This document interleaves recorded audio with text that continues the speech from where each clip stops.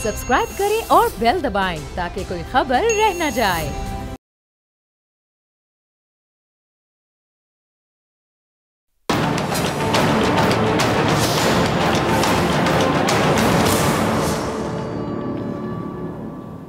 अस्सलामुअलैकुम नाजरीन, प्रोग्राम में खुशामदीद। लाहौर में बरसात ने तबाही मचा दी। 10 घंटों में 291 मिलीमीटर बारिश से 30 साल रिकॉर्ड टूट गया। करंट लगने से, छत गिरने से और डूबने के वाकयात में 7 अफराद जान से चले गए। अच्छा, KPK में भी तेज आंधी और बारिश से दरख्त गिर गए जिससे 3 अफराद जाँ बहक हुए। बारिशों का सिलसिला मजीद जारी रहने की पेशगोई भी की गई है। लाहौर की अभी क्या सूरत हाल है, इस बारे में बात करने के लिए हमारे नुमाइंदे वहाँ अली चौधरी। अली, बहुत शुक्रिया ज्वाइन करने के लिए। अली, लाहौर में तूफानी बारिश ने 30 साल का कहते हैं रिकॉर्ड तोड़ दी है, तो अब सूरत हाल क्या है? तबाही का कुछ अंदाजा लगाया गया?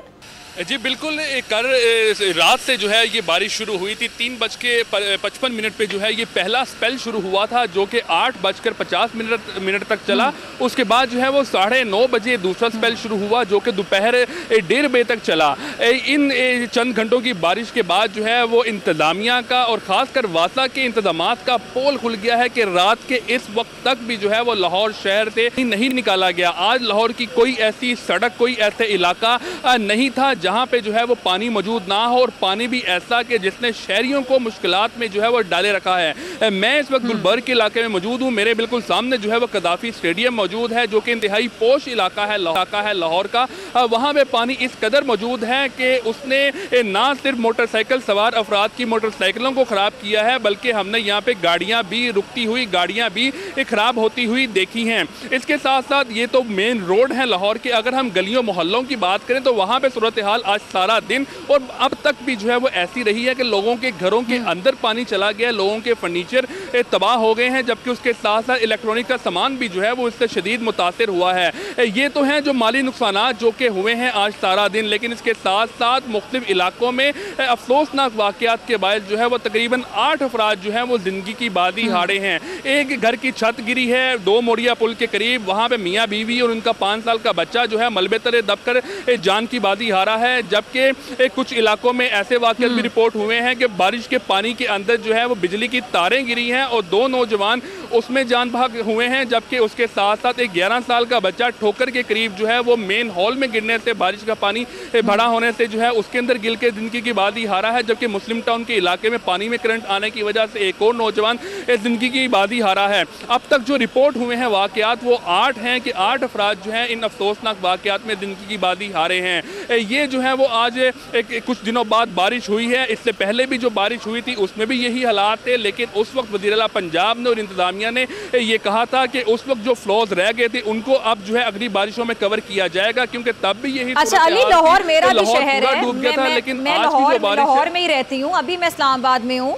लेकिन लाहौर में तो कभी इतनी तबाही नहीं हुई। क्या हो गया लाहौर में, इतनी तबाही कैसे होगी अचानक से? और निगरान हुकूमत जो इंतज़ामिया, उसकी परफॉर्मेंस आपको कहाँ नजर आती है?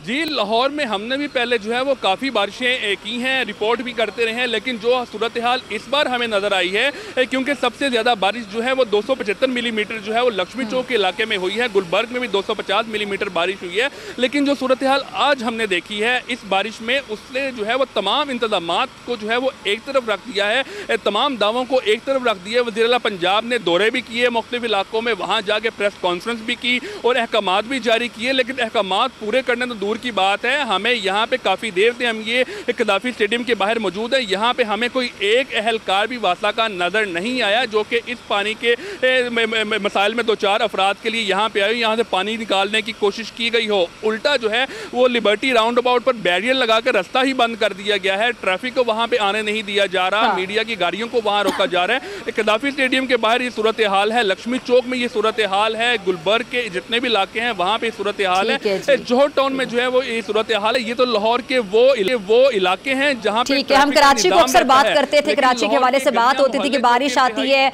बराने रहमत बरसता है तो लोगों के लिए जहमत बन जाता है। अब लाहौर की भी सूरत हाल है, हालांकि लाहौर की ऐसी सूरत हाल देखने में कभी आती नहीं थी। अली, बहुत शुक्रिया अपडेट किया। अब रुक कर लेते जरा कराची का, वहाँ पे भी बारिशों की पेश गोई है और लाहौर के बाद कराची के जो मुख्तलिफ इलाके हैं वहाँ पे जो गैस्ट्रो की बीमारी है वो भी फैल चुकी है। और लाहौर में ईद के पहले दिन जो गैस्ट्रो के 2000 केसेस रिपोर्ट हुए थे, जबकि कराची की अगर मैं बात करूँ पिछले एक हफ्ते के दौरान 4200 जो मरीज हैं वो उल्टी की शिकायत के लिए जिन्ना, सिविल और इंडस अस्पताल में दाखिल हुए हैं। गैस्ट्रो जिला मलीर में वबा की शक्ल इख्तियार कर गया, जहां के शेदी गोट से मेमन अस्पताल लाई गई 40 साल औरत इसी मरज में इंतकाल कर गई हैं। आलूदगी कह लें, गंदा पानी कह लें, ईद के बाद जो हर तरफ फैली हुई गंदगी कह लें, ताफुन, उसने मरज को हवा देने में अगर मैं कहूँ बड़ा किरदार अदा किया तो बिल्कुल गलत नहीं होगा। अच्छा, कराची से हमारी रिपोर्टर मरियम हसन इस वक्त मौजूद है।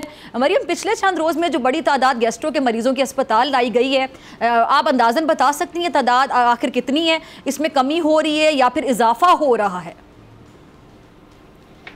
देखिए, शहर कायद में आलूदा पानी के सबब पेट के अमराज जो हैं वबाई शक्ल इख्तियार करते जा रहे हैं। गुज़िश्ता रोज़ आलूदा पानी पीने के सबब मलीर के शेदी गोट के अंदर जो है तकरीबन 300 से ज़ायद अफराद जो हैं वो डायरिया से मुतासिर हुए हैं, जिनमें 3 अफराद में कॉलरा की जो है वो तस्दीक कर दी गई है। मज़ीद अफराद की जो है वो टेस्टिंग जो है वो जारी है, जिसके बाद जो है उनमें हैज़ा यानी कि कॉलरा की जो है वो तस्दीक की जाएगी। इस दौरान जो है एक खातून जो कि 40 साल जिनकी उम्र बताई जाती है वो भी जो है वो जाबहक हो गई हैं। याद रहे कि आलूदा पानी पीने के सबब जो है डायरिया होता है और जिस्म से जो है पानी की शदीद कमी होने के सबब जो है आपका लीवर और उसके साथ साथ जो है दिमाग में जो है पानी की कमी हो जाती है, जिसके बाद जो है इंसान जो है वो मरने की हालत में जो है वो पहुंच सकता है। माहिरीन सेहत और महकमा सेहत सिंध की टीम जो है फौरी तौर पर गोट में पहुंची, जिसके बाद जो है इन्वेस्टिगेशन की गई। पानी का टैंक, जिस टैंक से जो है गोट की आबादी को पानी जाता था, उस टैंक में बहुत शुक्रिया वहां से अपडेट करने के लिए। अच्छा नाज़रीन, प्रोग्राम में आगे बढ़ते हैं, बात करते हैं 5 जुलाई की तारीख की। कायदे आज़म मोहम्मद अली जिन्ना के नज़रिया पाकिस्तान को एक ठेस 16 दिसंबर 1971 को लगी थी, और अगर गलत नहीं होगा अगर मैं ये कह दूं यहाँ पे कि ज़्यादा बड़ी जो ठेस है वो 5 जुलाई 1977 को लगी थी। जनरल ज़ियाउल हक साहब, जिन्हें वज़ीर आज़म जुल्फ़िकार अली भुट्टो साहब ने खुद आर्मी चीफ मुकर्रर किया था, 5 जुलाई को मार्शल लॉ लगाकर जमहूरी हुकूमत को बरतरफ और अवामी वज़ीर आज़म को पाबंद सलासल कर दिया गया था। बदकिस्मती से ये हमारी तारीख है, जिसमें एक हकीकत ये भी है कि बाज़ अपोजिशन सियासतदानों ने ना सिर्फ इस गैर जमहूरी अमल की हिमायत की बल्कि साजबाज में भी हिस्सा लिया बढ़ चढ़ के, और इसके बाद आने वाले हालात और वाक़यात से बज़ाहिर लगता ऐसा ही है कि हमने तारीख से शायद कुछ नहीं सीखा अभी भी, और वही खेल अफसोस के साथ कहूँगी कि अब भी जारी है। और आज के दिन की मुनासबत से बात करने के लिए मैंने प्रोग्राम में दावत दी है। फी तज़ियाकार, किसी तारुफ के मोहताज नहीं, बहुत लोगों के फेवरेट अतर काज़मी, बहुत शुक्रिया ज्वाइन करने के लिए। और JUI के रहनुमा मुफ्ती किफ़ायतुल्लाह साहब भी हमारे साथ मौजूद हैं। मुफ्ती साहब, आपका भी बहुत शुक्रिया ज्वाइन करने के लिए। सीनियर माहिर कानून, किसी तारुफ के मोहताज नहीं, शाह खाबर साहब, आपका भी बहुत शुक्रिया वक्त देने के लिए। आप दोनों की इजाज़त से मैं ज़रा अतर काज़मी साहब से शुरू करना चाहूँगी। अतर काज़मी, पीपल्स पार्टी कहती है कि अगर मुंतखब हुकूमत 5 जुलाई को ख़त्म नहीं होती तो पाकिस्तान आज सुपर पावर होता। अब इतने बरस हो गए, तकरीबन 46 बरस अगर एग्जैक्टली बात की जाए, अगले 46 बरसों में भी कोई इस मिशन को पूरा नहीं कर सका, क्यों? देखिए, यकीनन उनकी बात में वजन है, वो जो कह रहे हैं कि जमहूरियत का तसलसल होना चाहिए था, पर इशू ये है कि अब हम वो जो 46 बरस पीछे हैं, हम या 50 बरस पीछे, हम पीछे नहीं जा सकते, पर आगे हम चल सकते हैं। उस वक्त तो भुट्टो साहब के साथ जो हुआ, जिस तरीके से उनकी हुकूमत का तख्ता उल्टा गया, इस वक्त तो भुट्टो साहब की जमात की हुकूमत है, इस वक्त तो पीपल्स पार्टी की हुकूमत है, और आज आपने गिलगित बल्तिस्तान की असेंबली सील कर दी है। आज 5 जुलाई को आप वहाँ पे इजलास नहीं बुलाने दे रहे, इधर आप ये कह रहे हैं कि ये पार्लियामेंट जो है इतनी मुकद्दस है कि सुप्रीम कोर्ट कोई फैसला देती है तो पार्लियामेंट मानने से इनकार कर रही है। तो वो भी कोई पार्लियामेंट है ना, उधर भी तो आवाम का वोट पड़ा हुआ है, उसको आप फैसला नहीं करने दे रहे। वहाँ पे अदालत बता रही है कि जनाब सील हो गया, ये हो गया, वो स्पीकर साहब बाहर खड़े और पुलिस वाले अंदर नहीं जाने दे रहे। तो ये बिलावल साहब अगर आज कोई बेहतर करते, या उनकी जमात 5 जुलाई को हम किस तरह सेलिब्रेट करें कि जनाब आज हम डेमोक्रेसी के लिए खुद क्या कंट्रीब्यूट कर रहे हैं, मैं क्या कर रहा हूँ, आप क्या कर रही हैं, जो जमातें हैं वो क्या कर रहे हैं। तो बहुत सारे क्वेश्चंस हैं, तारीख से आगे निकल के हमें आगे जाना है। आपने सारी बातें ठीक की, लेकिन एक बात है थोड़ी मैं थोड़ा सा इससे डिसएग्री कर लूं। मैं नहीं कर रही डिसएग्री, आप कह रहे हैं इनकी हुकूमत है, वो कहते हैं हमारी हुकूमत जब आएगी तो देखेंगे हम बेहतरी लेकर आएंगे। जी, इनकी भी हुकूमत नहीं, ये इमरान खान के छोटे भाई शहबाज शरीफ की हुकूमत है, और इमरान खान नवाज शरीफ साहब ने कुछ दिन पहले ये कहा कि जी महंगाई खत्म कर देंगे अगर हमारी हुकूमत आएगी। जी जी, वही ना, वो अभी तो इमरान खान साहब की हुकूमत है ना। बिलावल साहब ने आधी दुनिया घूम ली, अभी दोबारा वो आज अमेरिका चले गए, जापान से भी होके आ गए। तो आप पूरी पर्क्स एंड प्रिविलेजेस तो इस्तेमाल कर रहे हैं। देखिए, ये कोई 1-2 बरस की कहानी नहीं, हम ये नहीं कह रहे कि सारी बुराइयां इसी हुकूमत के अंदर है, माजी में भी बहुत कुछ होता रहा, एक पूरी तवील इसकी फहरिस्त है। पर इशू वही है कि क्या हमने 50 साल पीछे रहना है या हमने 5 कदम आगे बढ़ाने हैं। मुझे वो आगे बढ़ते हुए ये नजर नहीं आ रहा। शाह खाबर साहब, आप माहिर कानून हैं, कानून पे गहरी नज़र रखते हैं, आइन को भी समझते हैं। ये जो आइन है ये तो बड़ा क्लियर है बहुत सी चीज़ों में, फिर हम उलझ के रह जाते हैं आइन की डिफरेंट चीज़ों को लेकर, क्यों? देखिए बात यह है कि आइन जो है वो तो हर चीज़ का अहाता करता है। 1973 का आइन जो है वो एक मुतफ़िका आइन है और उस पर हर एक का भी इत्तेफाक है। और देखिए आइन के अंदर एक आर्टिकल 5 है, वो ये कहता है कि रियासत से वफादारी जो है वो हर शख्स का फ़र्ज़ अवलीन है। ठीक। और आइन और कानून की पासदारी और उसकी ऑब्ज़र्व करना जो है ये भी एक इनएलिएबल ऑब्लिगेशन है ऑफ एवरी सिटीज़न, और जो पाकिस्तान में मौजूद है। बात यह है ये जितने भी मसाइल पैदा हो रहे हैं वो इसलिए हो रहे हैं कि हमने जो एक ट्राइकोटोमी ऑफ पावर का जो कॉन्सेप्ट है आइन में, अदलिया का, इंतज़ामिया का, मुकन्नना का, ये एक पैरेलल चीज़ें चलती हैं और इनको जो कोऑर्डिनेट करता है वो आइन करता है। अगर हमारी ये तमाम इदारे अदलिया, इंतज़ामिया और मुकन्नना अपने अपने जो उनके फ़राइज़ जो उनको सौंपे गए हैं आइन में, उनकी ऑब्लिगेशन जो है, अगर वो अपनी अपनी डोमेन में रहते हुए काम करें तो ये जितने क्वेश्चंस हम हमारे जहनों में आ रहे हैं कि मामलात क्यों ख़राब हो रहे हैं, क्यों पार्लियामेंट जो है वो उस तरीके से लेजिस्लेशन नहीं कर रही जिसका उसका काम है। अदलिया में भी ये पोजीशन है कि वो इतना बैकलॉग है पिछला, जो क्रिमिनल केसेस हैं या सिविल केसेस हैं वो आप अगर अंदाज़ा लगाएं तो वो लाखों की तादाद में जो है वो पेंडिंग पड़े हुए हैं। मैं ये नहीं कहूँगा कि उसका जो है वो कसूरवार सिर्फ जुडिशरी है, ये तमाम इदारे हैं। ठीक। हमने अपनी प्रायोरिटीज़ अब तक सेट नहीं की। प्रायोरिटीज़ हमने अपनी अपनी जो एक 1.5 इंच की मस्जिद बनाई हुई है उसकी हद तक है, कलेक्टिवली हमने नहीं किया। मैं ये समझता हूँ कि आइन के मुताबिक हर इदारा अपनी हदूद और क़यूद में रहकर काम करे, एक दूसरे के मामलात में मुदाखलत ना करे, तो मैं समझता हूँ कि आइन में हर चीज़ का हल मौजूद है और तमाम चीज़ें बेहतर हो सकती हैं। ठीक है, मुफ्ती किफ़ायत साहब आपकी तरफ आना चाहूँगे। आपने अतर काज़मी साहब को, शाह खावर साहब को भी सुना, तो माजी में भी हमने देखा है कि जो अपोजिशन ने मुख्तदर हलकों से राब्ते किए, पैदा किए और भुट्टो साहब की हुकूमत को बरतरफ कराने में अगर मैं कहूँ कि अपना किरदार अदा किया, उसके बाद सीखा हमारे सियासतदानों ने। आप सियासतदान हैं, आपको लगता है कि कुछ सीखा?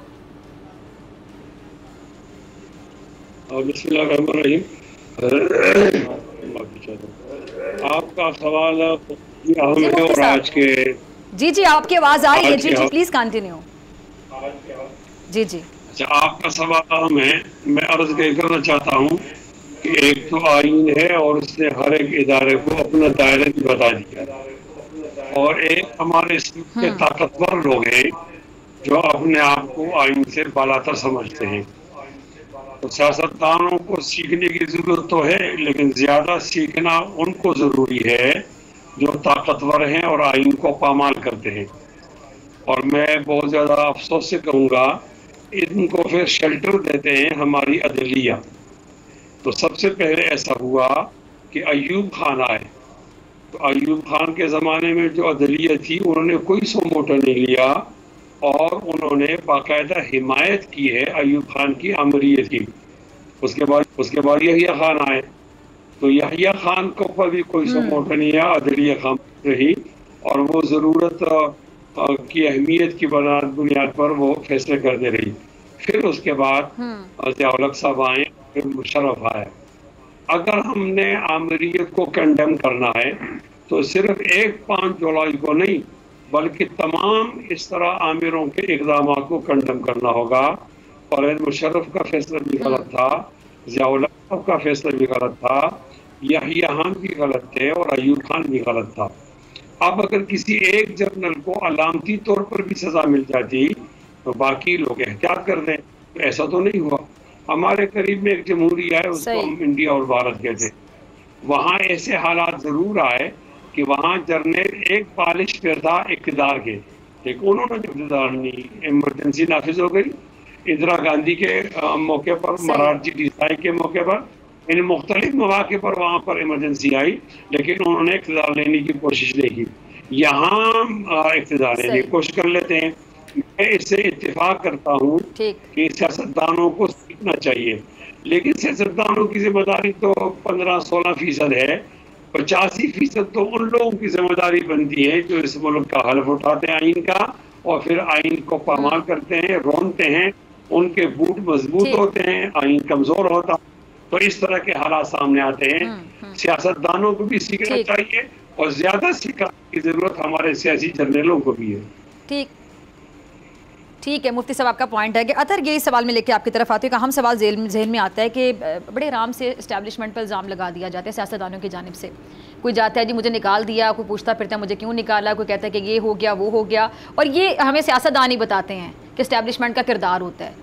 और फिर ये सियासतदान जब कोई जाता है तो दूसरा कहते हैं जी दूसरा आपका अलाकार बनता है, खुल के ये बातें होती हैं। तो फिर ये इसमें हमारे सियासतदानों की कितनी कमज़ोरी होती है? एस्टैब्लिशमेंट पे तो चढ़ाई कर देते हैं आके, इनकी अपनी कितनी कमजोरी होती है जब ये बातें कर रहे होते हैं। एस्टैब्लिशमेंट आपको अपोजिशन में बुरी लगती है, हुकूमत में किसी को बुरी नहीं लगती। एग्जैक्टली आजकल देखें तहरीक इंसाफ वाले भी बड़ी तनकीद करते हैं, पर जब सादिक संजरानी साहब के खिलाफ तहरीक अदम एतमाद आई थी, 14 वोट कम थे फिर भी वो बच गए, तो उस वक्त तो सारे वो बगलें बजा रहे थे। आज उनको सादिक संजरानी साहब बुरे लगते हैं क्योंकि वो रात को ऑर्डिनेंस एक पास कर देते हैं। तो ये वो चीज़ है ना, ये वो क्वेश्चन है जो इनको खुद से करने की जरूरत है कि ये कितने कमजोर हैं। ये सीख रहे कि देखें कमजोरी हर इंसान में होती है, हम इंसान है ना, हर इंसान में कमजोरी होती है, अपनी कमजोरियों से आप सीखते हैं। तो फिर तनकीद ना करें एस्टैब्लिशमेंट पे, देखिए फिर माने कि हम कमजोर हैं। नहीं देखिए सीधी सी बात सुने, कोई भी तनकीद से, मैं भी तनकीद करता हूँ, शाह खबर साहब भी करते हैं, मुफ्ती साहब भी करते हैं, आप तनकीद से कोई नहीं रोकता। इशू ये है कि जब आप जिस नहज पे चीज़ों को ले जाते हैं, आज भी देखें, आज भी मैं अभी आने से पहले मुझे खबर देख रहा था कि 3 जवान हमारे शहीद हुए। देखिए आपको डिफरेंस करना पड़ेगा ना, बहुत सारी हमारी आज़ादियाँ हैं जिसकी कीमत जो है कुछ लोग अपने खून से अदा करते हैं कि हम यहाँ पे बैठ के आज़ादी से बात कर लें, ये कर लें। कुछ लोग जो है उस आज़ादी की कीमत किस चीज़ से अदा कर रहे हैं? अपने खून से। तो आप ज़रूर तनकीद करें, एस्टेब्लिशमेंट पे भी करें, सब पे करें, लेकिन कोई जो जिसमें कोई मंतक हो, कोई चीज़ हो। आप वही पुराने गड़े मुर्दे लेके उसी को लगे रहेंगे और उसी के ऊपर आप कंसंट्रेट करते रहते हैं। तो यहाँ पे मेन क्वेश्चन ये है कि ठीक है, एस्टेब्लिशमेंट का एक तारीखी किरदार है जिसको एस्टेब्लिशमेंट ने खुद भी माना और उनको भी इदराक है, पर इसमें बेहतरी जो है वो ला सकते हैं सियासतदान काफ़ी हद तक। वो मैं ये क्यों अर्ज कर रहा हूँ? अर्ज इसलिए कर रहा हूँ कि इनको अवाम से वोट मिलते हैं, ये अवाम के वोट लेके आते हैं। जितनी भी मोजिज़ जमातें जो इस वक्त क़यादत में हुकूमत में हैं या भी जो अपोजिशन में, ये तमाम ही नुमाइंदे हैं। तो इनके ऊपर ज्यादा ओनस आता है कि ये किस तरह चीज़ों को बेहतर करने के लिए क्या किरदार अदा कर सकते हैं। बाकी एक इर्तकाई अमल होता है, अगर हम ये चाहें कि ऑल ऑफ सडन यहाँ पे स्कैंडिनेविया बन जाए और यूरोप वाला बन जाए, वो नहीं होगा, आहिस्ता आहिस्ता चलेगा। तो उसी में जो है आहिस्ता आहिस्ता बतदरीज इसमें जिसे कहते हैं बेहतरी आएगी। पर मुझे लग रहा है कि आई एम होपफुल कि इंशाल्लाह जो है बेहतरी आएगी। और होपफुल रहना चाहिए मेरे ख्याल से। हाँ, उसके अलावा और हमारे पास आजकल है क्या, महंगाई है, ये है वो, कुछ तो बचा ही नहीं इस हुकूमत ने। उम्मीद ही एक रह गई, कम से कम वो तो हम अपने पास रखें। और उम्मीद पे भी अगर टैक्स लग गया तो शाह साहब के जरिए हम पिटीशन कर देंगे अगर उम्मीद पे, अगर पॉजिटिव सोच पे या उम्मीद पर होपफुल रहने पर टैक्स ना लगे तो मेरे ख्याल से होपफुल रहना चाहिए। ठीक है, मुझे ब्रेक का कहा जा रहा है। अच्छा, सुप्रीम कोर्ट से मुझे याद आया कि जजेस पे तनकीद का सिलसिला जारी है।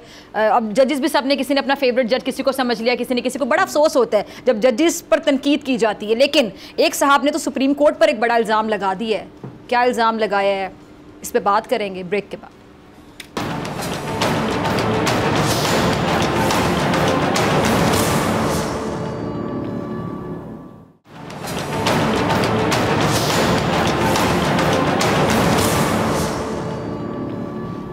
वेलकम बैक नाज़रीन। मुफ्ती किफ़ायत साहब, अतर काज़मी और शाह खावर मेरे साथ मौजूद हैं। तीनों का दोबारा से बहुत शुक्रिया ज्वाइन करने के लिए। ब्रेक पे जाने से पहले एक मैं सवाल छोड़ कर गई थी, शाह खावर साहब इसी सवाल से शुरू करते हैं। पीटीआई के वकील हामिद खान साहब ने एक इंकशाफ किया है, अभी तो मैं इसको इल्ज़ाम ही कहूँगी, इंकशाफ कैसा, कि कहते थे नवाज शरीफ की नाअहली पहले से तय थी और सुप्रीम कोर्ट इसे कानूनी शक्ल देने के लिए इस्तेमाल हुई।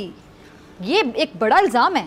देखिए मैं आपको एक बात बताऊँ, ये जो इल्ज़ाम आ रहा है ना, किसी इसको आप इग्नोर नहीं कर सकते। Exactly. देखिए मैं आपको बताऊं, हामिद खान पीटीआई के रहनुमा है, लेकिन मेरी नज़र में वो इस मुल्क के चंद बहुत ही काबिल और बहुत ही जो अच्छे रेटेड जो वकला है उनमें शुमार होते हैं। आपने देखा होगा कि उन्होंने बहुत सारी कॉन्स्टिट्यूशनल पिटीशंस में उन्होंने वो जो है उन्होंने बहुत केसेस में रिप्रेजेंट किया और उनकी बड़ी कंट्रीब्यूशन है।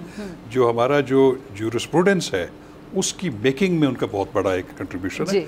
मैं ये समझता हूँ कि अगर वो ये बात कर रहे हैं तो वो किसी स्ट्रेंथ के ऊपर कर रहे हैं, किसी वाज़ेह इंफॉर्मेशन के ऊपर उनका एनालिसिस है। और ये मैं समझता हूँ कि अदलिया के ऊपर एक बहुत बड़ा एक सवालिया निशान है कि अगर उस स्टेचर के लॉयर जो है, जो सुप्रीम कोर्ट बार के प्रेसिडेंट रहे हैं, और वो इतना उनका एक पूरा पाकिस्तान में उनका एक ग्रुप है तो 2 ग्रुप्स हैं जो कि पाकिस्तान में जो लॉयर्स के वो हैं, तो मैं समझता हूँ कि उनकी अगर जो एक गुफ्तगू है या उन्होंने ये इस बात का इजहार किया, दिस इज़ वेरी अलार्मिंग, और ये बहुत सारे सवालिया निशान उठाती है। और इससे मैं ये समझता हूँ कि हमारी अदलिया जो है, आला अदलिया, उनके जजेस हजरात जो हैं, वो इसको एक नविश्ता दीवार समझें कि अगर किसी भी जज के अमल से या उसके कंडक्ट से जानिबदारी शो होगी तो वो फिर उसकी लेगेसी में वो लिखी जाएगी। तो मैं ये समझता हूँ कि ये एक इंतहाई एक तशवीशनाक बात है कि अगर इतने स्टेचर के लॉयर के मुंह से ये बात निकल रही। ठीक है अतर, मैं आपकी तरफ ये सवाल लेकर आऊँगी। अब जारी बात है, इसकी तहकीकात होंगी, क्या होगा आगे, क्या स्टेप होगा, उसके बाद नून लीग को या इनके मौक़िफ़ को इस पॉइंट से कितनी तक़वियत मिलेगी, क्या फ़ायदा मिलेगा? देखिए, पहली बात तो ये कि पाकिस्तान में जो निज़ाम अदल है वो कतन मिसाली नहीं है। बहुत सारे जगहों पे बहुत सारे लोगों के साथ ज़्यादती हुई। यहाँ पे तो हमने ये भी देखा, साबिक एक वज़ीर आज़म को फांसी पे चढ़ा दिया गया जिस किस्म के मुकदमे में। इस वक्त भी एक साबिक वज़ीर आज़म के ऊपर जिस किस्म के मुकदमे हैं, नवाज शरीफ साहब के साथ भी हो सकता है काफ़ी जगहों पे ज़्यादती हुई हो। तो इसमें तो कोई आप दो राय नहीं है, और आप सीनियर जो लोग हैं वो भी बातें कर रहे हैं। पर होता ये है कि केस आपको अपना फिर अदालत में ही लड़ना पड़ता है। ठीक है, उस दौर के अंदर जो है, वैसे तो ये हामिद खान साहब ने ये केस, जो पनामा वाला केस है जहाँ से सिलसिला शुरू हुआ था, शुरू में शाह खबर साहब को मुझे बैक करेंगे, हामिद खान साहब ने इसको आर्ग्यू करना शुरू किया था। तो मेरे ख्याल में अगर उनको उस वक्त भी अंदाज़ा, पता नहीं शायद उस वक्त फिर उनको अंदाज़ा नहीं होगा, अभी चीज़ें उनके सामने क्लियर हुई होंगी, तो वो शुरू में तो उन्होंने ही उसको आर्ग्यू वगैरह किया था। ये एक अलहदा चीज़ है कि किसी जगह पे कहीं पे उनके साथ ज्यादती हुई, लेकिन वो जो ओवरऑल जो पनामा का स्टोरी थी वो तो एक आलमी सतह का मुबैना करप्शन का स्कैंडल था जो बैनुल-अक़वामी अशराफिया है उनके नाम सामने आए थे। फिर उसमें भी अब ये वो जो केस है वो किस तरह शुरू हुआ, ये हो सकता है कि जनाब उसको नैब में भेजा जाना चाहिए था, वहाँ से वो होना चाहिए था, बहुत सारी उसमें आप आर्ग्यू कर सकते हैं। लेकिन वो जो जायदादें वगैरह सामने आई थी वो आज भी उधर हैं, उनके ऊपर मुतज़ाद बयानात आज भी उधर हैं, उनके ऊपर पार्लियामेंट में खड़े होके क्या कहा गया कि ये हैं हजूर वो ज़राए, वो चीज़ भी आज ही उधर है। मेरी लंदन तो क्या पाकिस्तान में भी कोई जायदाद नहीं है, अल्हम्दुलिल्लाह 2006 में खरीदे थे, we don't know who is paying the rent, मतलब ये वो सारे तजाद था। तो अगर वो मनी ट्रेल मुकदमे के शुरू में पेश कर दी जाती तो क्या पता इतनी आगे चीज़ें जाती ना। तो ये भी है। बाकी ये मैं इससे बिल्कुल इनकार नहीं करता हूँ कि सिस्टम में कहीं ना कहीं हो सकता है कि ऐन मुमकिन है कि मियाँ साहब के साथ ज्यादती हुई हो। अच्छा, एक और बात आपने अभी बोली कि शायद उनको पहले भी अंदाज़ा था लेकिन पहले नहीं उन्होंने इजहार किया। ये जो पहले अंदाज़ा होता है, ये पहले अंदाज़ा होता ही नहीं चीज़ों का, या अचानक से अंदाज़ा होता है, या फिर अंदाज़ा होता है लेकिन स्ट्रैटेजी, हिकमत अमली के तहत कह लें, मसलहत के तहत चीज़ें डिस्क्लोज़ नहीं हो रही होती, इजहार नहीं हो रहा होता, और वो ऐन मुनासिब वक्त का इंतज़ार किया जा रहा होता है, फिर इजहार कर दिया जाता है। देखिए, मुझे नहीं पता कि उनको पहले अंदाज में एक वैसी आपकी एक राय जानना चाह रही हूं कर रहा था कि इसलिए कि उनको शुरू में वो इस केस से वाबस्ता रह चुके हैं, तो इस वजह से उनको चीजों का पता। सिर्फ उनकी बात नहीं कर रहे, ओवरऑल बहुत से लोग इंकशाफात अक्सर कर देते हैं, तो किसी वक्त का इंतजार कर रहे होते हैं, या बाकी उनको भी तब वो इंकशाफ हो रहा होता है। देखिए, सम टाइम चीज़ें आपको बाद में आप रियलाइज करते हैं, चीज़ें सम टाइम बाद में बहुत सारी चीज़ें क्लियर होती हैं। It's not always easy. देखें कि आप उसी वक्त चीज़ें क्लियर भी हो जाएं और आप बात भी कर लें, बहुत सारी रिस्ट्रिक्शंस होती हैं, बहुत सारी चीज़ें होती हैं, और अगर कोई शख्स एक इन्फॉर्म्ड किस्म की इंफॉर्मेशन सामने लेके आ रहा है, कभी भी लेके आ रहा है, उसको वेलकम करना चाहिए। ठीक है, कभी भी ला रहा है उसको वेलकम करना चाहिए, वो कोई भी वक्त हो, शायद वो मुनासिब वक्त होता होगा। मुफ्ती किफ़ायत साहब, ये सवाल लेकर मैं आपकी तरफ आ रही हूँ। ये जो हामिद खान साहब ने इंकशाफ की है, नवाज शरीफ साहब की नाअहली पहले से तय थी, सुप्रीम कोर्ट इसे कानूनी शक्ल देने के लिए इस्तेमाल हुई, आपकी इस पर क्या राय है? मेरी राय डॉक्टर साहब ये है कि हमारी अदालती तारीख ज़्यादा अच्छी नहीं है ना। अब इंटरनेशनल रैंकिंग में पहले हमारा नंबर हुआ करता था 121 नंबर पर, और आजकल हम चलेंगे 142 पर। पता नहीं वो कौन से ममालिक है जिनकी अदालतें हमसे भी पीछे है ना। हमारे यहाँ जजेस के इंतखाब के तरीके पर भी सवालिया निशान होता है, और उनके फैसलों पर भी सवालिया निशान होता है। यहाँ एक वज़ीर आज़म को कत्ल किया गया, एक वज़ीर आज़म को कान से पकड़ कर निकाला गया, और ये तमाम हुआ इसी तरह कि किसी की पूछ कर ये फैसले किए। हमारे यहाँ नज़रिए ज़रूरत एक चीज़ ऐसी है कि इसके लिए आमिरों को तक़वियत दी गई। अब आप देखें ना डॉक्टर साहब, कितनी अजीब बात है कि यहाँ तकरीबन 35 साल तक आमिरों ने हुकूमत की है, और किसी एक चीफ जस्टिस को या किसी जज साहब को ये हिम्मत तौफीक नहीं हुई कि वो उनकी बातों को गलत करार दें, उनके उस इक़दाम को। यहाँ तक कि जब परवेज़ मुशर्रफ साहब ने पूछा मुझे 3 साल चाहिए तो अदालत ने उनको 3 साल दिए, और चलिए वो कौन सा आइन था। मैं ये करना चाहता हूँ कि ये जो पानामा और इकामा बात थी, इसके अंदर टेक्निकल गलती भी है जो हर एक आदमी समझता है जिसका थोड़ा भी ताल्लुक हो अदलिया के साथ। इनसे ये कहा गया आपकी जो गलती क्या है, यानी आप तो नाअहल हैं, आप तो ऑफिस छोड़ दें, लेकिन आपकी गलती आपको नेब बताएगी। और जस्टिस अतहर मिनल्लाह ने नेब से पूछा भाई वो क्या गलती है जिसकी बुनियाद पर उनको हटा दिया गया, तो वो जवाब नहीं दे सके। और आज तक नेब ये जवाब नहीं दे सकी कि भाई क्यों उनको निकाला गया। और इतना बताया गया कि आपने अपने बेटे से तनख्वाह क्यों दी। ये कौन सी करप्शन है, ये कौन सी गलती है, ये तो अदालत का मजाक था। इस तरह हमारे यहाँ अदलिये की तारीख जो है वो काबिल रश्क नहीं है, और हम उसकी मिसाल कहीं और नहीं दे सकते। हामिद खान की बात मौजूद है, हामिद खान की बात में वजन मौजूद है कि एक बैनुल-अक़वामी साजिश तैयार हो गई थी और सुप्रीम कोर्ट उसके अंदर इस्तेमाल हुई। और मैं एक और इजाफी बात भी करूँगा, इस साजिश के जरिए से हमारी मईशत भी तबाह हो गई है। अगर आप 2017 की मईशत को देखो, जब मियाँ नवाज शरीफ साहब मौजूद थे, उस वक्त डाक की पोजीशन देखो तो बहुत मुस्तहकम थी, और आज बहुत ज़्यादा गिर गई है। आपके इस चैनल के हवाले से ये भी इंक्वायरी होनी चाहिए कि जिन लोगों ने ऐसा किया और अदालत इस्तेमाल हुई, उन लोगों को भी बेनकाब किया जाए और मईशत का उनसे पूछा जाए कि आपके इस साजिश की वजह से ठीक है, आपका पॉइंट आ गया मुफ्ती साहब। ठीक है, ठीक है, ठीक है। अच्छा शाह खबर साहब, ठीक है मुफ्ती साहब आपका पॉइंट है कि शाह खबर साहब ये जो नैब ऑर्डिनेंस नैब में ये तरमीम जो हुई हैं, अब इस पर भी बड़ी बातें हो रही हैं कि सदर साहब यहाँ नहीं थे, कायम मुकाम सदर साहब, थोड़ा इंतज़ार कर लिया जाता, रातों रात ये फैसला आई, बहुत सी बातें हो रही हैं। ये एग्जैक्टली मैं ये जानना चाहूँगी कि पहले 90 से 14 दिन पर आया कि मतलब तहवील में या रिमांड में, अब वो 14 से 30 पे करने की क्या ज़रूरत पेश आई? देखिए मैं आपको बताऊं कि सॉरी मैं आपकी बात की इन्वेस्टिगेशन के लिए 14 दिन काफ़ी नहीं होते, कहने को तो 90 दिन में भी कुछ नहीं इन्वेस्टिगेट हो पाता। देखिए बात ये है कि हमारी ये बड़ी चेकर्ड हिस्ट्री है। हमारे जो एहतसाब के कवानीन हैं वो चाहे प्रेसिडेंशियल रेफरेंसेस से शुरू हो, चाहे वो एहतसाब एक्ट था 1997 का, चाहे वो नेशनल अकाउंटेबिलिटी ऑर्डिनेंस है 1999 का, ये कतन इसलिए नहीं ये कवानीन बने थे कि इससे मुल्क से जो है वो करप्शन का ख़ात्मा हो या लूटी हुई रकम जो है वापस आना। मेजॉरिटी जो है ये कवानीन जो है, और अभी नैब ऑर्डिनेंस भी, हर हुकूमत अपने मुखालफिन की आर्म ट्विस्टिंग के लिए इस्तेमाल करती रही और उनकी सियासी वफादारियाँ तब्दील करने के लिए काम करती रही। तो बदकिस्मती से जो नैब का इदारा है ये कभी भी इसके बारे में ये तासुर कायम नहीं हो सका कि ये एक गैर जानिबदार और वाकई मुल्क में शफाफ और जो है वो सही मानों में एहतसाब के लिए वो बना है। तो इसमें जो 90 दिन का कॉन्सेप्ट था, मैं समझता हूँ कि बड़ा बारबेरिक और बड़ा गैर इंसानी था। वो तो आप ऐसे ही है कि किसी को आप 90 दिन के लिए एक प्रोसिक्यूटिंग एजेंसी के पास उसके रहमो करम पे छोड़ दें, फिर उस कानून में वॉलंटरी रिटर्न की भी गुंजाइश मौजूद है, उसमें प्ली बारगेन की भी मौजूद है, किसी के ख़िलाफ़ वादा माफ गवाह बनने का भी जो है। तो ये मैं समझता हूँ कि वो हॉस्टेज बनाने के वो था, मुतरादिफ था। अब ये जो हालिया तरामीम हुई थी, मैं समझता हूँ कि वो ज़रूरत थी।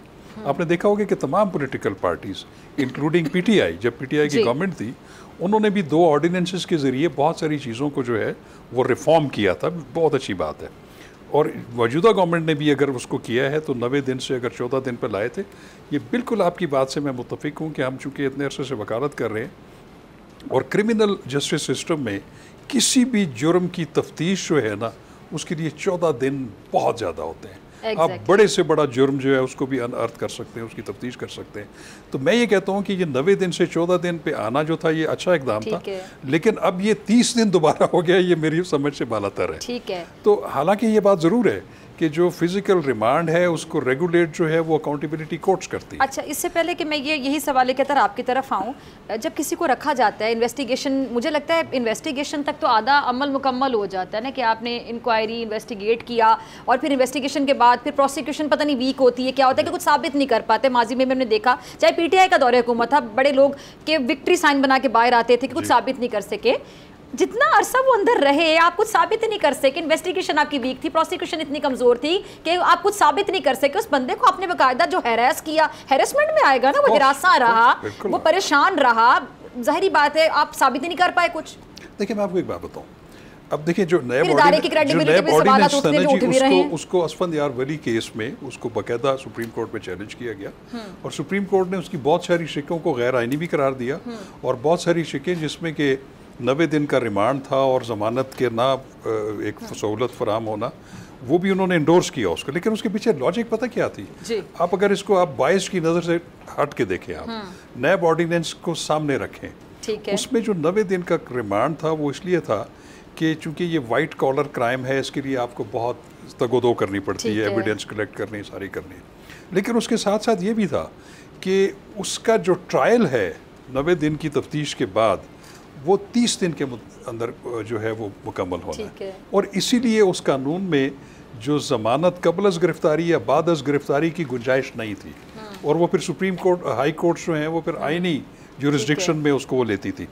तो बात यह है कि अगर उसके ट्रू स्पिरिट को देखा जाए तो अगर वाकई एहतसाब जो तफ्तीश मुकम्मल होने के 30 दिन के अंदर अंदर हो जाए तो ये तो एक आइडियल सिचुएशन है। अब वो 30 दिन के अंदर भी 90 दिन में आप तफ्तीश भी पूरी नहीं कर सके, आपने 2-2, 3-3 साल रेफरेंस भी नहीं बनाया और लोग जो हैं वो जेलों में पड़े रहे और उसमें कानून जो है वो ज़मानत का भी वो जो है उस पर भी कदगन लगी हुई थी। तो इसलिए इस पर एक स्ट्रक्चरल रिफॉर्म्स होना बहुत ज़रूरी थे। तो मैं ये समझता हूँ कि ये जो 14 दिन से 30 दिन जो है वो भी ऑर्डिनेंस के ज़रिए इसको आप पार्लियामेंट के सामने रखते, इस पर बहस होती, इसके फॉर एंड अगेंस्ट जो है वो सामने दलाइल आते, फिर उसके बाद आप एक कलेक्टिव विजडम का मुजाहरा करते। लेकिन मुझे कोई जस्टिफिकेशन नजर नहीं आ रही 14 से 30। अतर ये कुछ सियासतदान ऐसे जो अपनी पार्टी में भी कह देते हैं कि सॉरी आई डिसएग्री, वो अलग बात है कि उनको फिर खुद अलाइन कर दिया जाता है, कॉर्नर कर देते हैं, पार्टी में रहते हुए भी उनकी पोजीशन थोड़ी वीक हो जाती है। बहुत से सियासतदान ऐसे हैं जो स्टैंड ले लेते हैं अपनी पार्टी में रहते हुए और जमहूरियत की खूबसूरती भी है कि आप स्टैंड ले सकें, हर वक्त जीजूरी ना करें लीडरशिप की। शायद खान अब्बासी साहब की एग्जाम्पल आपके सामने है। कल परसों मैं उनको सुन रही थी तो वो एक निजी टीवी चैनल पर कह रहे थे कि इसको ख़त्म हो जाना चाहिए, नैब के हवाले से बात हो रही थी। तो अब जितने भी ज़ीरक सियासतदान समझ बूझ रखते हैं वो खुद भी अब ये अल्लाह कहना शुरू कि इसको ख़त्म हो जाना चाहिए। तो इसको रखने की अब आपको वजह क्या समझ आती है? बाकी जो पॉलिटिकल इंजीनियरिंग, सियासी इंतकाम का निशाना बनाना, बस यही पर्पस समझ आ रहा है आपको? इससे आगे नहीं बढ़ेंगे ये? देखिए ये सिर्फ शायद खान अब्बासी साहब नहीं, दीगर भी जो लीडरान हैं वो पार्लियामेंट के फ्लोर के ऊपर ये बातें कर चुके हैं। पार्लियामेंट के फ्लोर के ऊपर वो कह चुके हैं कि ये काला कानून है, इसमें ये मसाइल हैं, इसमें ये मसाइल हैं। और इसी तरह जिस तरह शाह खावर साहब अभी फरमा रहे थे कि जो हमारी हायर जुडिशरी है वो इसके ऊपर बड़े क्रिटिकल रिमार्क्स दे चुके हैं मुख्तलिफ मुकदमात के अंदर। अब जो नैब का जो कॉन्सेप्ट है या फिर एहतसाब का जो अमल है, अगर पाकिस्तान में एहतसाब के अमल में कोई चीज़ सबसे ज़्यादा रगड़ी गई है तो वो एहतसाब इटसेल्फ है। ये कभी भी आपने एहतसाब के लिए तो इसको इस्तेमाल नहीं किया। बड़ी आपने गहरी बात की। वैसे सबसे ज़्यादा रगड़ी गई चीज़ एहतसाब ही है। देखिए सबसे आप पीछे चले जाएं, सैफुर रहमान साहब के कमीशन पे चले जाएं, उसको वो जरदारी साहब और दीगर लोगों के खिलाफ आप आगे आ जाएं, फिर वो पैट्रियट बनाने के लिए, काफ लीग बनाने के लिए, जमातों को तोड़ने के लिए, जो ही वो दूसरी तरफ जाता है तो वो क्लीन हो जाता है। चलिए वक्त की कमी, जल्दी से मैं ज़रा अब ये 3-4 मिनट हैं, फिर कुछ और भी हमारे पास 1-2 सेगमेंट्स हैं, आप लोगों का शुक्रिया अदा करना है। ये दुबई में मुलाकातें हुई हैं, तो जल्दी से बता दें क्या समझ आ रही है आपको उसकी कहानी? बड़ी बड़ी कहानियां सामने आ रही हैं कि यहाँ मामला तय नहीं हो रहे, वहाँ नहीं हो रहे। जी दुबई में भी अगर मामला तय नहीं होंगे, देखें पाकिस्तान ने कितनी तरक्की की है, अमेरिका के मामला में वहाँ पे मामला तय ज़्यादा जल्दी हो जाए। ये हम तो मुझे तो फख्र महसूस हो रहा है कि हम जैसे गरीब लोगों के मामला दुबई में शहजादे शहजादियाँ तय कर रहे हैं, तो मुझे तो खुशी है। मुफ्ती किफ़ायत साहब, दुबई में क्या तय हो रहा है, फिर क्या समझ आ रही है आपको, क्या खबरें हैं आपके पास? पहले उसने मुस कहा, फिर तक कहा, फिर बल कहा, इस तरह जालिम ने मुस्तकबल के टुकड़े कर दिए। वाह जी मुफ्ती साहब, बस शेर पढ़ना था और भी कुछ कहना था? जी ठीक है। अच्छा शाह खाबर साहब, आपको क्या लगता है आगे क्या होगा? ये पीपल्स पार्टी से वज़ीर आज़म बनाने पे, निगरा हुकूमत के ये जो निगरा, इसके नामों पे इतफाक नहीं हो रहा, क्या समझ आ रही है आपको? देखिए एक तो ये है कि दुबई में और लंदन में ये हमारी भी एक हिस्ट्री रही है कि अहम नौयत के फैसले जो हैं वहीं पे होते रहे। तो लेकिन मैं ये कहता हूँ कि फ़ैसला ये होना चाहिए कि इस मुल्क के अवाम को जो आइन ने इख्तियार दिया है कि आप जो मुंतखब नुमाइंदे जो हैं वो अवाम की वोट से जो है इस मुल्क पे हुक्मरानी करेंगे, उसके ऊपर इत्तेफाक करें तमाम पॉलिटिकल पार्टीज़, और इस मुल्क में एक जो है वो फ्री एंड फेयर इलेक्शंस का माहौल साजगार जो है वो भी पैदा किया जाए, और जो लोगों की अमानत है उनको लौटाई जाए। ठीक है, आगे अब नई पार्टियां भी बन रही हैं, फिर आप देख रहे हैं कि पंजाब की सियासत बहरहाल बड़ा इफेक्ट होता है उसका, विफाक में हुकूमत किसने बनानी है। पंजाब में तमाम लोग बड़े मुतहरिक हैं, पीपल्स पार्टी की बात कर लें, नून लीग का बहरहाल वहाँ पे वोट बैंक है, IPP के हवाले से बातें हो रही, काफ लीग मुतहरिक है, IPP के हवाले से कह रहे हैं कि जी ये नौमौलूद पार्टी है, लेकिन जिन चेहरों ने उनको ज्वाइन किया वो तो नौमौलूद नहीं है। तो मुझे ये कॉन्सेप्ट ही समझ नहीं आ रहा है, जो लोग कह रहे हैं ये तो नौमौलूद है, पार्टी नई हो सकती लेकिन चेहरे तो नए नहीं है। बहरहाल जहांगीर तरीन साहब का बड़ा एक किरदार था, उनके जहाज ना होता तो शायद PTI की हुकूमत ही ना बनती। नहीं देखिए, मैं तो ज़ाती तौर पे बड़ा मुतासिर हूँ IPP से। देखें किस तरह बड़ी बड़ी जमातों को छोड़ के, तहरीक इंसाफ को छोड़ के लोग IPP में जा रहे हैं। ओन चौधरी का नज़रिया बिक रहा है इस वक्त, आवाम की नज़रें हैं उनके ऊपर। देखें ना, ये उन्होंने कोई छोटा काम नहीं किया, काबीना में बैठे हुए अपोजिशन की जमात खड़ी कर दी है उन्होंने, ठीक है, और 3 उनके पास होते हैं। तो मेरी तो उम्मीद आप उन्हीं से है, टू बी ऑनेस्ट, IPP से। यानी आप अगला वज़ीर आज़म उनका देखते हैं? मैं तो उनको देखता हूँ, मतलब मेरे वही वज़ीर आज़म। लेकिन ये जो कह रहे हैं कि बिलावल साहब भी वज़ीर आज़म बनेंगे, पीपल्स पार्टी बड़ी कॉन्फिडेंट है। देखें, इस सारी बहस में जो एक काबिल अफसोस हमारा है ना, किसी जगह पे भी ये बहस नहीं हो रही कि पाकिस्तान के लिए क्या बेहतर है। चेयरमैन PCB की बात होती है ना, सबको एक वज़ीर आज़म कौन बनेगा? नहीं, बहस क्या होती है कि चेयरमैन PCB जरदारी साहब का बंदा लगेगा या मियाँ साहब का। कोई बहस ये नहीं करता कि पाकिस्तान की क्रिकेट के लिए कौन बेहतर। बहस ये नहीं हो रही कि पाकिस्तान के लिए कौन बेहतर होगा, बहस ये हो रही है कि मियाँ साहब होंगे या जरदारी साहब के फर्जंद होंगे, किसकी बात चलेगी। देखें, बहस को हमें ब्रॉड करना पड़ेगा, जमहूर का देखना पड़ेगा, जमहूरियत है थोड़ा। और क्या अच्छी बात हो कि जब ये देखा जाता है कि कौन वज़ीर आज़म बनेंगे, देख रहे वज़ीर आज़म बनने के बाद क्या क्या चैलेंजेस होंगे, उनसे निपटना कैसे है। जी जी बिल्कुल, अभी तो निगरान वज़ीर आज़म के नाम पे ये सेटल नहीं हो पा रहा। ठीक है, मुफ्ती किफ़ायत साहब जी, आपका लास्ट कमेंट, कोई अगर शेर आपको याद आ रहा हो वही सुना दें जी। मैं तो इस्तेकाम पाकिस्तान पार्टी से ज्यादा उम्मीद नहीं रखता, इसलिए कि इन लोगों को नहीं, अतर साहब ने कहा ना वज़ीर आज़म उन्हीं का बनेगा। खैर, अतर साहब का एहतराम तो है, इसलिए कि इन्होंने ये सब तो एडजस्ट नहीं हो सकते थे नून में और ना ये पीपल्स पार्टी में, तो इन्होंने टिकट की तकसीम के लिए पार्टी बनाई। मैं ऐसे लोगों को सियासी खाना बदोश समझता हूँ, इनका मुस्तकबिल में कोई अमल दखल नहीं होगा। यही जो हकीकी जमातें हैं, जिसको मुस्लिम लीग नून कहते हैं या पीपल्स पार्टी या JUI, यही लोग आपका मुस्तकबिल हो। ठीक है, शाह खबर साहब आपका लास्ट कमेंट। जी, मैं तो ये कहूँगा कि जो भी पॉलिटिकल पार्टी है वो बिल्कुल अतर काज़मी साहब ने ठीक कहा कि उनका मकसद ये होना चाहिए कि हम अपनी कारकर्दगी लोगों को दिखाएं, उनको मुतासर करें। वो हमें इक़्तिदार में लाना चाहते हैं या पोजीशन में बिठाना चाहते हैं। ठीक है, तो असल मास्टर जो है वो इस मुल्क के अवाम है। ठीक है जी, अतर आपका भी बहुत शुक्रिया, शाह खबर साहब आपका बहुत शुक्रिया स्टूडियोज़ आने के लिए, और मुफ्ती किफ़ायत आपका भी बहुत शुक्रिया वक्त देने के लिए। और नाज़रीन, सियासत में तमाम जो जमातें मुतहरिक हैं, यही सारे जो रहनुमा हैं, इंतखाबात के करीब आते हैं और लोगों के पास जाते हैं वोट मांगने के लिए, और फिर आवाम से बड़े बड़े वादे किए जाएंगे, लोगों को सब्ज़ बाग दिखाए जाएंगे कि हम आएंगे, दूध शहर की नहरें बहा देंगे, हम ये कर देंगे, हम वो कर देंगे। लेकिन पूरी कौम इन हुक्मरानों से ये सवाल करी कि जो वादे और दावे पहले आप लोगों ने किए थे वो तो पूरे कर दें, वो कब वफा होंगे। मुल्क में मुआशी बहरान है जिससे अवाम बराह रास्त मुतासिर हो रही है, और हमारे जो वज़ीर आज़म साहब हैं मियाँ मोहम्मद शहबाज शरीफ साहब, उन्होंने कौम से सस्ता आटा दिलवाने का एक वादा किया था अपने जज्बाती अंदाज में। क्या कहा था, जरा सुनिएगा। तो वज़ीर आज़म शहबाज शरीफ साहब कह रहे हैं कि अगर सस्ता आटा ना मिला तो अपने कपड़े बेचूंगा और आवाम को आटा दूंगा। लेकिन इस तकरीर का असर कुछ यूँ हुआ कि कराची से खैबर तक गरीब को पेट भरना, तन ढापना मुश्किल हो गया। मुफ्त नहीं, सही रेट का जो आटा है वो भी कतारों में लग कर लेना पड़ा है। माएँ, बहनें, बच्चे, बुजुर्ग सड़कों पर बाकायदा जलील हो रहे हैं। और जब ये जिल्लत हद से बाहर हुई तो इस जिल्लत से आज़ाद होकर दुनिया से कूच कर गए। शहबाज शरीफ साहब, आप तो मुल्क की तकदीर बदलने के लिए आए थे, आवाम को महंगाई से निजात दिलाने के लिए आए थे। आज भी लोग यूटिलिटी स्टोर्स के बाहर जरा जाके देखें, कतारों में खड़े हैं, गुस्से मायूसी के आलम में घर लौट जाते हैं बेचारे।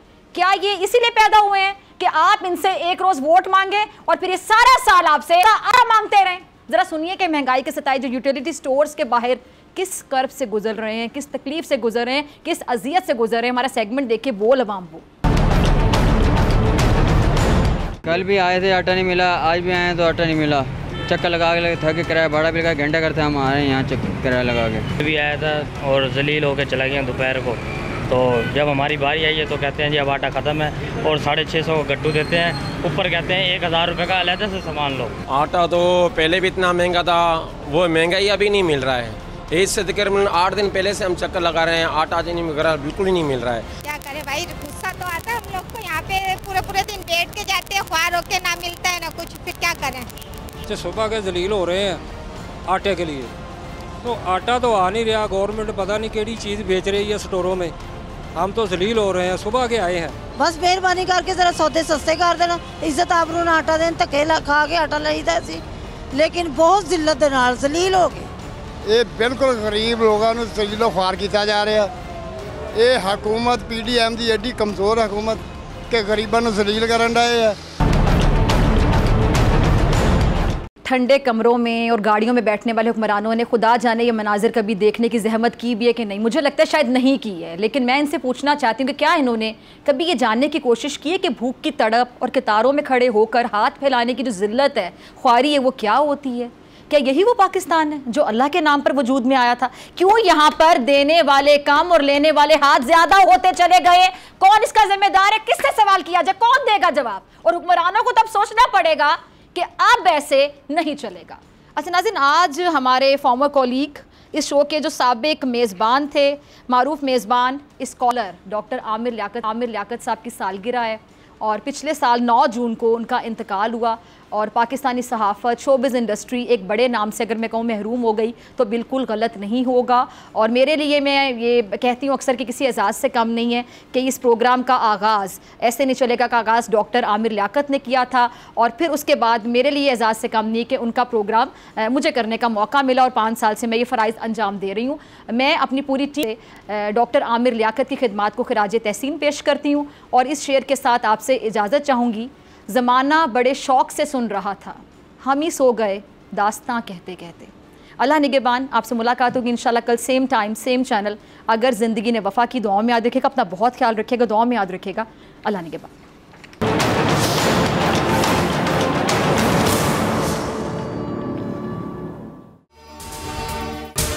अगर आपको ये वीडियो पसंद आई तो सब्सक्राइब करें और बेल आइकन पर क्लिक करें।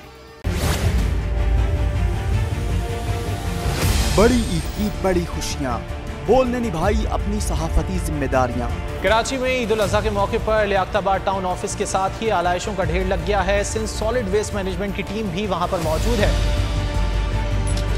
बड़ी ईद की खुशियों में भी बोल रहा सबसे आगे, सफाई मुहिम के लिए मुतालिका इदारों तक पहुँचाई आवाम की आवाज़।